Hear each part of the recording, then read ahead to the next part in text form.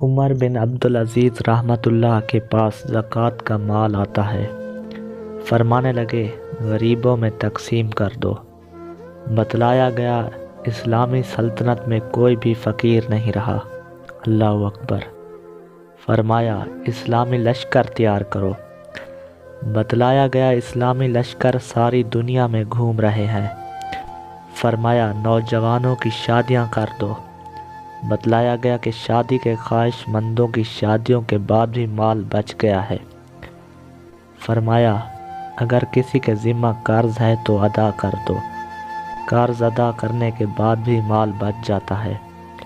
فرمایا دیکھو یہودی اور عیسائیوں میں سے کسی پر قرض ہے تو وہ ادا کر دو۔ یہ کام بھی کر دیا گیا، مال پھر بھی بچ جاتا ہے۔ فرمایا اہل علم کو مال دیا جائے، ان کو دیا گیا مال پھر بھی بچ۔